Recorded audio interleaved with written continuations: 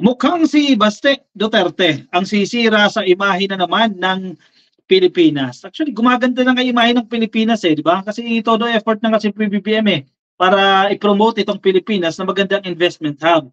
Yet, ito na naman to.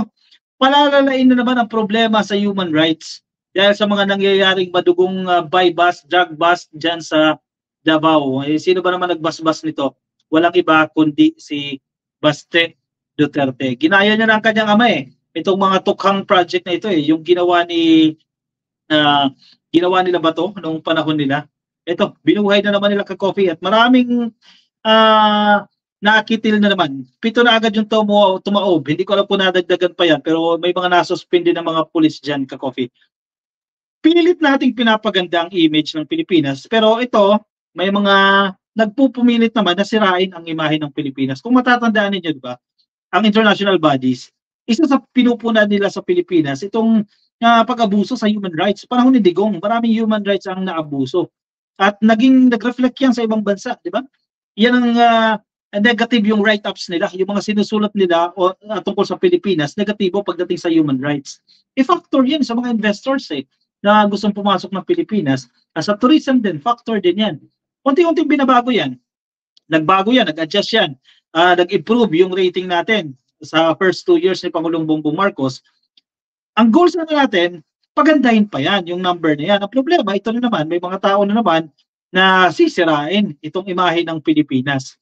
At isa na dyan, yung ginawang tukhang na naman dyan, nagbabalik na tukhang dyan sa Davao, nito ni Mayor Baste Duterte, na 7 na nga yung tumaob. Sana hindi na ito nadagdagan ka-coffee dahil matter of 2 days lang ata 2 days, 3 days, 7 agad yung tumaob. At buti na lang ka-coffee. Ayan, na-relieve na yung mga police na involved dito.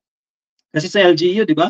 Sumusunod dyan sa sa mga local government officials, ang PNP, dyan sa mga lokal na pamahalaan. May power ang mayor dyan Mga police sa mga madugong drug bust sa Davao City, iimbestigahan ng PNP. Aba, dapat lang. Managot ang dapat managot. Ano tong ginawa? Lahat ng laban, di ba nakapagtataka? Lahat ng laban, ganyan na ganyan yung nangyari sa kampanya ni Digong kontra illegal na droga. Lahat ng laban at nakikita ng .38 caliber sa gilid. Di ba parang na-replay yung mga sitwasyon noon. Sinibak sa pwesto. Tama lang. Sinibak sa pwesto ang mga pulis na kasama sa mga anti-illegal drug operation dyan po sa Davao City na nagresulta sa pagkakapatay sa 7 individual. Ayon kay Police Colonel Jean Fajardo, ang tagapagsalita po ng Philippine National Police, sinibak sa pwesto ang mga pulis para bigyan daan ng investigasyon sa mga operasyon na ito. Ito, ang tanong nga dyan ng mga netizen asan yung body cam? Para makita nating manlaban. Baka palabasin na naman nila dyan, sira na naman. Sira yung body cam. 2 lang yung body cam. Yung iba hindi pa nai-issuehan. Sana, priority nyo to. Diba? Operasyon yan para mapatunayan talaga na nanlaban. Kasi sino magtatanggol doon sa mga napatay na. Di ba? Paano matutukoy kung totoo yung sinasabi ng pulis na nanlaban talaga yan? Mamaya, konting kilos lang yan itinumba na agad Para bigyan daan po yung mga impartial investigation, yung mga pulis na involved dito sa anti-drugs operation ay pansamantala na pong nirelieve sa kanilang mga pwesto at dinisarmahan, sabi po ni Fajardo. Buti nga 1, 2, 3, 5 days lang ata 5 days lang in effect itong tukhang na ito dyan sa Davao, kumilos na agad ang PNP dito. Ibig sabihin ay mali, di ba? CSR nagsalita na agad, napansin nila kung may problema dito sa ginagawa na ito ng Davao. Sa tala ng PNP mula noong Enero 1 hanggang Marso 25 ng taon na ito, 28 na individual ang napatay sa operasyon laban sa illegal na droga sa Davao City. O biruin mo, yung 7 lang yung nabalita. Yung iba hindi na natin nabalitaan yan. January to March 25, 3 months lang ka-coffee. 28 agad ang natsugi. Ang dami pa lang dyan, daga. Diba? Daga ka-coffee, ito yung mga maliliit, mga small time na gumagamit ng pinagbabawal na gamot. Yan yung term natin dyan, daga, 28 agad ang napas lang nila dyan. Diba kayo iba dyan, 50-50 pa. Dahil sa operasyon laban sa illegal na droga dyan sa Davao, kala natin drug-free yan. Pero sabi nga ni Baste dyan, may borders daw kasi nakakalusot mula sa ibang lugar.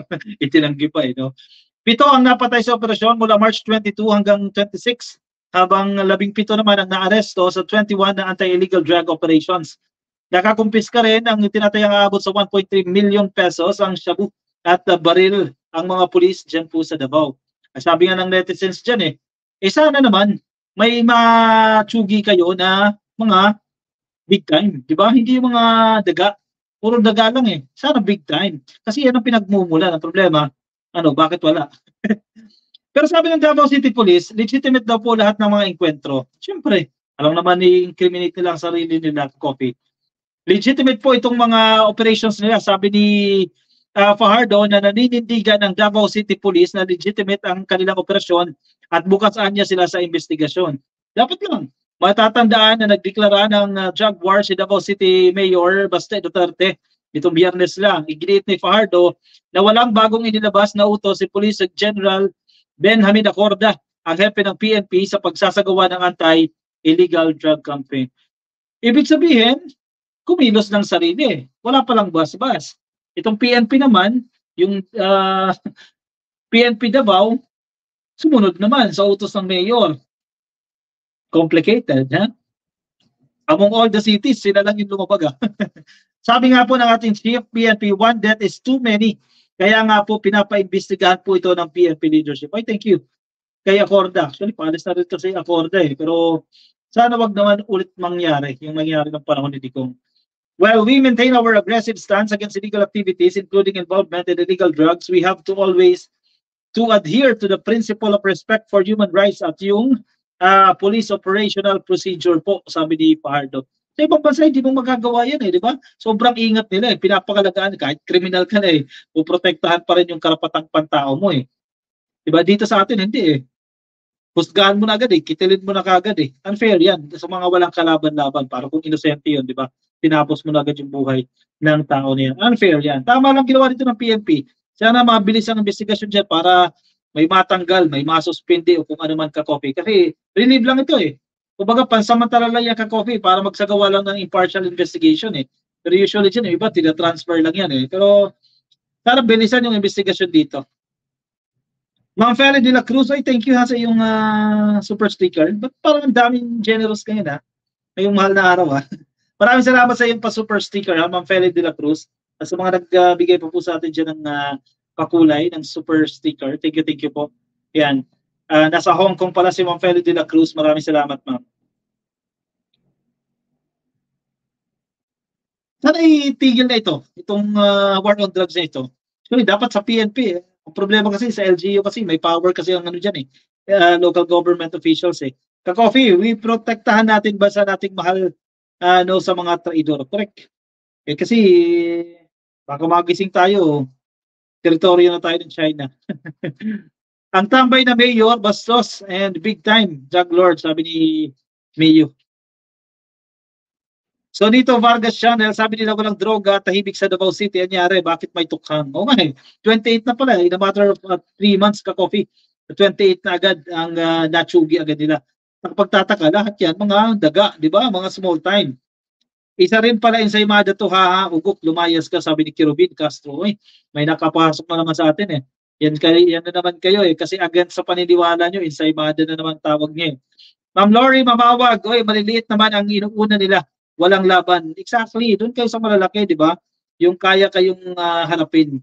Alberto sa Diwa, ano na naman nagawa ni Duterte sa Pinas? Puro yabang. Dami pinatay na tao, hinayupak na yan Mamatay na rin, hinayupak. Alberto sa Diwa Gina G ka dito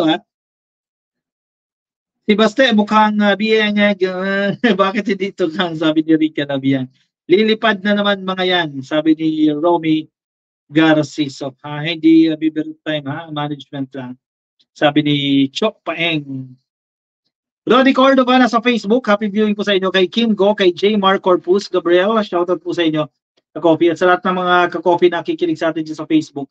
Happy viewing po sa inyo. Kuha na ng kape ka-coffee sa mga katututok lang sa atin. At attendance check muna kay Jen ka-coffee. Yan. Like nyo lang po ka-coffee. Click nyo lang po yung like sa video na to para makapag-attendance check na po kayo. At kung nasa Facebook kayo, click nyo lang po yung like.